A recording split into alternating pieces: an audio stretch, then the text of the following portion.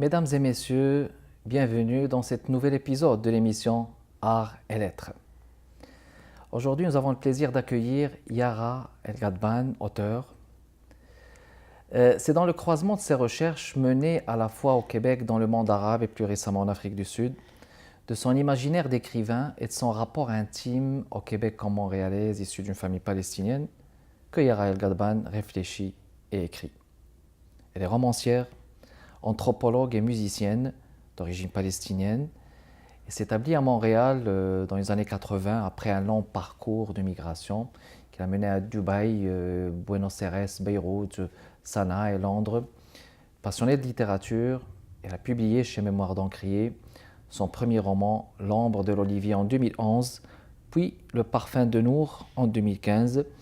Elle a également co-dirigé l'essai La Charte, le Québec, la Charte, l'autre et après en 2014.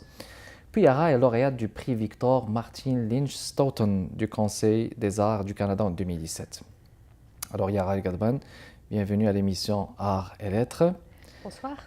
Alors, je rappelle aussi que vous êtes présidente de l'organisme Espace Diversité. Espace de la diversité. Espace de la diversité.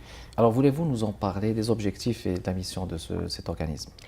Mais c'est un organisme à but non lucratif dont le but est de rassembler, les gens autour de la littérature et en même temps de faire de la littérature ce vecteur, ce lieu, ce centre de gravité qui permet de discuter toutes sortes d'enjeux de société, des enjeux qui nous touchent en tant qu'humains, que la littérature soit un lieu, un pont pour décloisonner les cultures, décloisonner les imaginaires.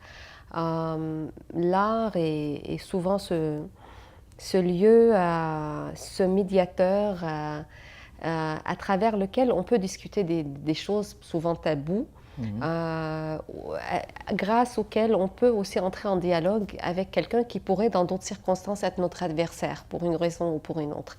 Donc l'espace de la diversité, qui d'abord existait avant, comme espace d'animation, qui était animé par les éditions Mémoires d'Encrier, où on accueillait des auteurs de la francophonie, et Mémoires d'Encrier, qui est une maison d'édition, celle qui me publie et qui publie aussi beaucoup d'auteurs. Qui publie des auteurs en fait de partout du monde, qui ont le plus grand catalogue d'auteurs autochtones par exemple, d'auteurs québécois, d'auteurs de la francophonie internationale, fait aussi beaucoup de projets rassembleurs. Mais on s'est dit que en fait ces projets sont plus grands que nous. Oui. Sont plus grands que la maison d'édition. Donc, on voulait leur donner un espace, leur donner une existence qui permet de s'épanouir, en fait, d'aller même au-delà de nos... que ça soit qu'ils sont en fait à la mesure de nos rêves. Nous sommes des ambitieux, des grands rêveurs. Aussi même Tout à fait. Alors, l'organisme est né avec un conseil d'administration et depuis l'an dernier, on fait beaucoup d'activités, des tables rondes, des rencontres. On avait organisé une journée Avenue de la diversité pour inaugurer en fait l'espace de la diversité, où on a invité 160 intervenants, une soixantaine d'auteurs de tous les parcours, et où on avait fait toute une journée d'ateliers autour de thématiques qui touchent les auteurs de la diversité, les auteurs autochtones, les auteurs qui sont généralement en fait marginalisés ou invisibilisés par je dirais les médias même parfois. Les médias, le paysage culturel et littéraire actuel. Et depuis cette journée-là, les retombées, les résonances, les échos, nous on aime semer des graines. Puis chaque personne qui participe dans nos projets, on se dit cette personne-là est porteuse, elle aussi, de quelque chose. Puis on ne sait jamais qu'est-ce que ça peut donner. Donc voilà. Donc la littérature comme un pont, comme une passerelle, comme un espace aussi. Et vous avez un espace en cette année 2017, au Salon du Livre de Montréal. Donc voulez-vous nous en parler? Oui, tout à fait. Parce que nous, on s'était dit que c'est important aussi d'investir ces lieux-là qui généralement on tend à penser comme des lieux qui n'accueillent pas en fait les auteurs qui sortent des normes ou du mainstream, pour utiliser un terme du mot français, comme on dit. Français, oui, oui. Et donc, on voulait avoir un stand au Salon du Livre de Montréal où on pourra discuter de ces enjeux comme le racisme, l'exclusion, Exactement. l'aliénation, le vivre ensemble, la diversité, tous ces mots qui, aujourd'hui, font peur. Font peur, oui. Mais nous, on est des écrivains. Donc, les écrivains, on ne peut pas avoir peur des mots. Les mots, c'est notre métier. Et donc, on a créé cet espace. On va avoir plus... En fait, Puis à travers les mots, on peut exorciser les mots, c'est comme ça. disait... Donc, la thématique, c'est refonder les histoires. C'est refonder les histoires. Les écrivains disent non au racisme. Et il y aura 25 animations sur différentes thématiques. En fait, on est en train de créer un grand espace pour combattre le racisme. Et les auteurs sont là, ils sont en fait des ambassadeurs, ils sont là aussi pour parler à titre d'auteur, pour parler littérature, pour parler livre, pour parler imaginaire et pour aller à la rencontre du public, un public qu'on veut aussi. En fait, moi, mon rêve, c'était que au salon, je vois venir des personnes qui n'auraient jamais pensé venir au salon avant. Bien parce sûr. qu'ils croient que le salon n'est pas pour eux. Parce que, en fait, c'est ce genre d'événement, consciemment ou inconsciemment, tend à négliger ou mettre de côté tout un pan de la société. Peut-être qu'il y a un élitisme, mais je rappellerai aussi que vous êtes parmi l'une des instigatrices du journée du livre de la diaspora à Orientalis, où vous avez fait une très belle initiative, vous avez regroupé les auteurs de la diaspora, de consonance arabe, non seulement de consonance arabe, mais de différentes communautés. J'y étais témoin et je témoigne de la réussite aussi. En fait, le vrai, il faut donner la reconnaissance aux bonnes personnes. C'est Salah Bediari, bien qui sûr. est poète. Salah Bediari, Férouz Fawzi. Écrivain, oui, qui lui, en fait... Soher Fouzat, qui sont en fait, des auteurs qui avaient initié cette idée. De plus en plus engagés aussi. De plus en plus engagés et j'ai eu vraiment le grand bonheur de pouvoir participer à ça. Et puis il y avait aussi une lecture, peut-être on pourrait en parler beaucoup plus. On va faire une pause avec vous, mesdames et messieurs, on vous revient dans les prochaines minutes.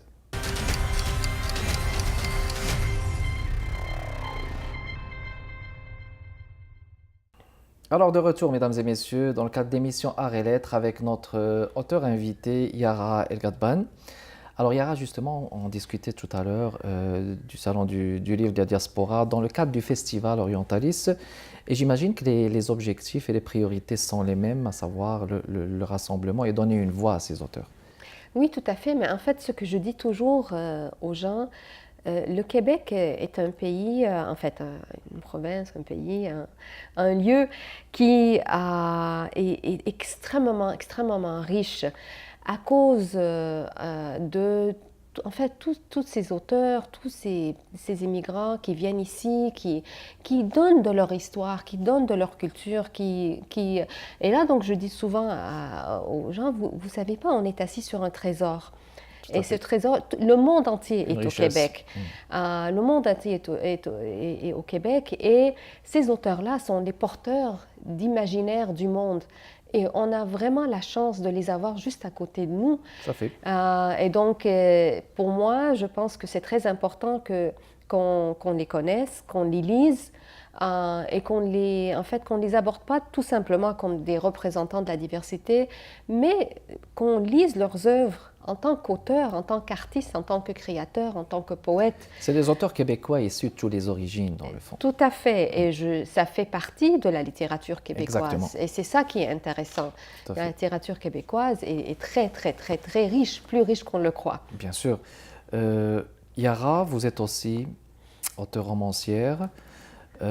Alors, votre premier, c'est L'ombre de l'Olivier, aux éditions Mémoire d'Encrier.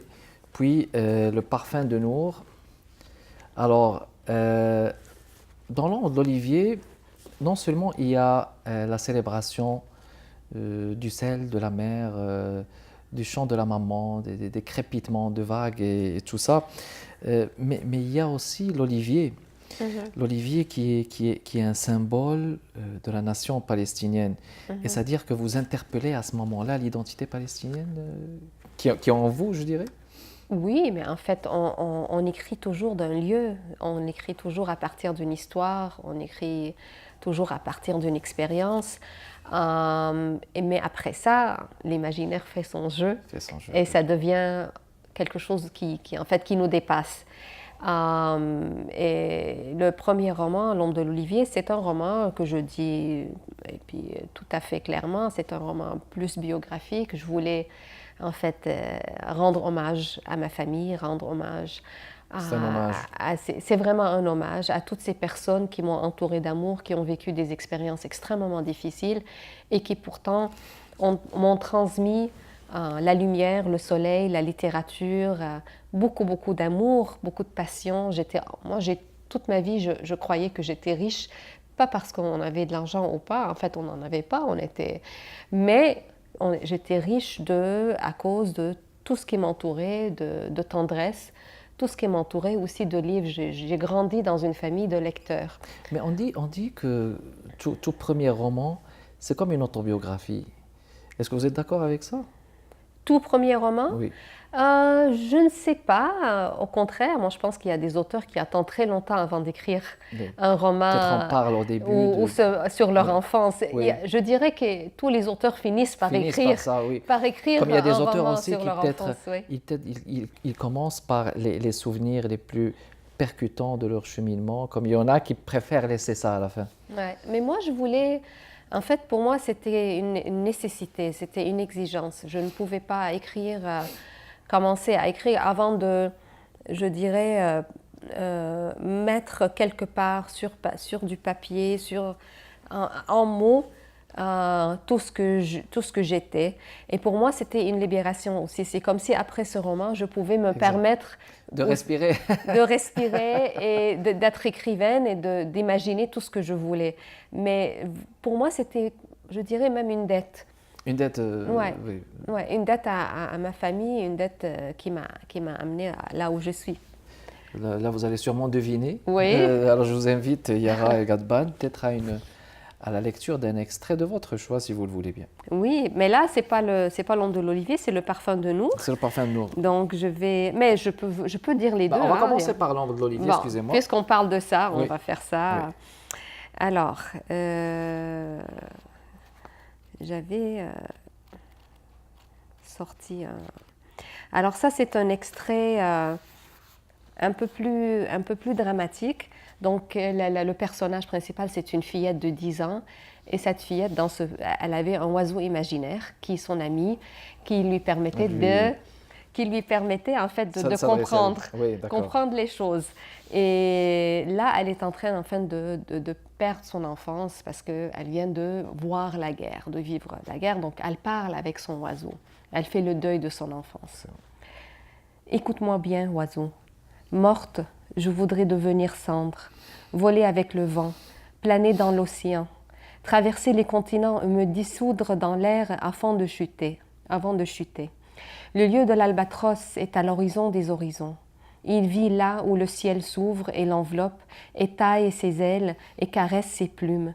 Morte, la terre m'étoufferait. J'avalerai la pluie et je remonterai les troncs des arbres sous les pieds des fourmis et des scarabées. Je m'accrocherai à ton bec et m'envolerai.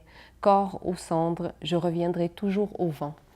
Donc, elle qui voulait être oiseau, elle dit même si on m'enterre, je vais finir par voler. Mais l'oiseau, c'est un symbole d'espoir. On projette l'espoir aussi. Hein?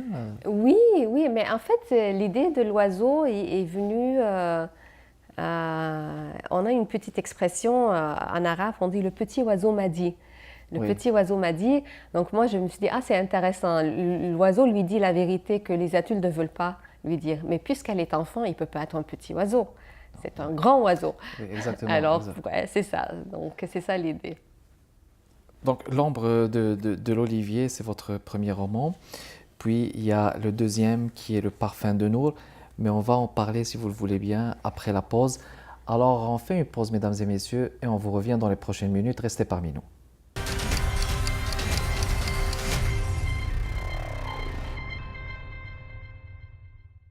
Alors, bienvenue parmi nous, mesdames et messieurs, dans le cadre de l'émission Art et Lettres avec notre invitée Yara El Ghadban. Alors, Le Parfum de Nour, c'est votre plus récent. Et dois-je rappeler que c'est grâce à ce roman que vous avez eu le prix? Vous me corrigerez? Oui, j'imagine, oui, c'est en le prix partie grâce Victor, à ce roman, oui. mais c'est d'après ce que j'ai compris que c'est en fait un prix grâce à toutes mes activités comme auteur. Ah, Donc, donc, oui. oui, j'ai l'impression, Mais c'est quand même une consécration. Oui, oui, bien Oui, sûr. Non, oui. non, j'étais assez contente Voilà, donc, et surprise. Je m'y attendais pas du tout, du tout. mais le prix Victor, Martin Lynch Stoughton, Ouais, c'est ça, du Conseil des Arts du Canada, ben, félicitations. merci. Le Parfum de Nour, donc, qui raconte l'exil, l'amour, la passion, la guerre, et la passion sauvera certains personnages ici, hein. Mm. Sauvera Nour comme elle va sauver Leila, elle va sauver Bennett. Euh, on sait que la passion peut propulser à l'enfer comme elle peut propulser au paradis, hein. Ouais. Donc, comment est-ce que la passion peut justement sauver, à votre avis, Yara? Mais la passion, c'est la limite, c'est les limites. C'est en fait, pour moi, c'est un sentiment poussé jusqu'à l'extrême. Et c'est pourquoi, quand on est passionné, on peut faire des choses folles. Exactement. On peut est guidé. tuer par passion, mais on peut aussi créer par passion. On peut traverser en fait toutes les barrières par passion, surmonter nos peurs. Et donc je voulais vraiment explorer ça et j'ai donné à la passion une figure très très concrète qui était l'odeur, le parfum. Un parfum qui passe dans le couloir. Ce sont tous des personnages qui vivent dans le même immeuble. Et du coup, il y a ce parfum qui vient de la terre des dieux et qui les bouleverse complètement. Tout à coup, chacun se met à tout remettre en question ou à revenir sur ses regrets du passé. Et c'est comme si le parfum donnait toutes les permissions. Ah, donc le parfum, c'est la clé Oui, oui. qui autorise toutes qui autorise toutes les... Et ça vient en fait d'une idée... Moi, je travaille beaucoup avec les sens. C'est très important pour moi dans l'écriture. Quand j'écris, je pense toujours à ce que j'ai écrit avec mes yeux, à ce que j'ai écrit avec mes oreilles, à ce que j'ai écrit avec le goût. Exactement. C'est très important pour moi. Parce que justement, un parfum, vous savez, le titre aussi, même, je trouve assez intéressant. Un parfum, vous savez, on peut sentir un parfum qui peut vous rappeler à l'enfance, carrément. Tout à fait, tout à fait. Mais Parce que c'est l'odeur... sensoriel dans notre esprit. Oui, mais l'odeur, moi, je considère, bien que je sois musicienne de formation, l'odeur Très intéressant, ça. et pour moi, le sens le plus subversif. Ok. Parce que l'odeur, on peut fermer une porte, puis on sent quand même l'odeur. L'odeur, c'est très intime. Il ne connaît pas de frontières. Et même quand on pense dans les relations dans la ville, par exemple, pensez-y un petit peu, même dans les relations difficiles ou même les relations, les rapports racistes, souvent on va parler de l'odeur. Ah, leur cuisine sent mauvais ou ils les sentent épices, mauvais. tout ça. Parce que c'est quelque chose de très, très intime. Et donc, puisque l'odeur est très intime et à la fois très subversive, je me suis dit c'est une belle façon de travailler. De travailler là-dessus. Ouais. Alors Yara, je vais vous donner le plaisir, peut-être ça serait à mon tour de lire un extrait. Ah, mais oui. Je vais vous donner le plaisir peut-être de lire ce que vous écrivez, comme dirait l'autre, peut-être parce que les écrivains, ils aiment aussi quand même, j'imagine qu'ils aiment qu'ils puissent écouter Bien sûr. les autres lire leur extrait. Je n'ai pas ciblé un extrait, mais je vais aller au hasard des choses et je vais aller carrément par Bennett. OK. Page 87, Le parfum de Nour. La soupe mijote, verte et rugueuse. Je goûte. J'ai peut-être mis trop de gingembre. Et les pistaches sont pas assez broyées. Je les laisse telles quelles. Je sors les oranges et en presse deux que je verse dans le potage. Le verre perd de son éclat, mais gagne en arôme et en saveur. Lorsqu'elle m'a montré cette recette la première fois, j'ai cru que Nour me jouait un tour, une soupe au bouillon d'orange. Qui l'aurait cru? C'est une recette iranienne, très ancienne. Tu l'as héritée de qui? D'un livre de recettes. De qui d'autre? Nour aimait me tendre les pièges du genre, me renvoyer au visage mes réflexes de blanc. ce qui me porte à le remplacer toujours dans un tableau de la croix, à faire de sa robe un caftan, transformer son foulard en un châle de Sherazade. Toutes ces mauvaises habitudes dont je n'arrive pas à me défaire, peu importe le nombre de fois que je visite son pays, je déguste encore. Parfait. 3 jours depuis la dernière livraison, elle devait recevoir les provisions d'aujourd'hui. Mais rien n'a été acheminé. Inquiet, j'ai frappé à la porte, mais les 5 minutes se sont écoulées sans réponse. Je me suis servi de mes privilèges de concierge et j'ai ouvert la porte. Le désordre régnait, l'appartement sentait la maladie. Alors c'est drôle, on parlait justement de ce qui est sensoriel, du pouvoir de l'odeur, puis là on est carrément dans la cuisine. Oui. Pensez-vous qu'il y a un vecteur identitaire à travers le fait de parler cuisine, tout ça? Est-ce que ça nous interpelle aussi Mais la cuisine, c'est à la fois, c'est ce que j'aime beaucoup dans la cuisine, c'est à la fois très social, mais aussi très biologique, très incarné. C'est-à-dire qu'il faut, pour vivre, il faut manger. Tu sais, quand on mange la nourriture, c'est comme si... mais pour vraiment manger, il faut manger avec les autres. Si on mange tout seul, c'est pas pareil. Exactement. Donc, la cuisine, c'est ce lieu où on se rencontre, mais c'est un lieu de subsistance. Donc, il y a cet aspect-là qui m'intéressait beaucoup. C'est une interaction aussi mais assez intéressante. c'est aussi oui, c'est un marqueur identitaire très important quand on pense à toute la fierté que les gens ont en disant voilà un plat marocain, voilà un plat palestinien, et en fait toutes les batailles autour de qui a inventé telle ou telle recette, n'est-ce pas? Mais ici, je voulais qu'il soit aussi, encore une fois, un lieu de subversion. Subversion. Ouais, donc, à travers la cuisine, il y a cette relation entre ce médecin devenu concierge et sa voisine qui n'est pas en fait une relation parce qu'elle est mariée, mais la cuisine devient ce lieu qui, encore une fois, donne les permissions. Donne les permissions, peut-être même rassembler entre les gens. Alors, dernière question, Yara, vos projets d'avenir, est-ce qu'il y a des romans en chantier? Oui, là je suis en train de terminer le 3e roman.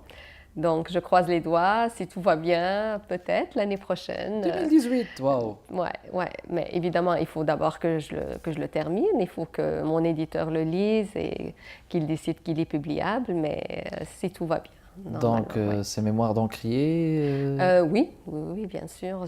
Quand on a trouvé un bon éditeur, on ne le change pas. On le change pas, parfait. Alors, Yara Al-Ghadban, merci beaucoup d'avoir répondu présente à cette émission. Alors, mesdames et messieurs, c'était tout pour cet épisode de l'émission Art et Lettres. Kamal Benkiran avec vous. À la prochaine.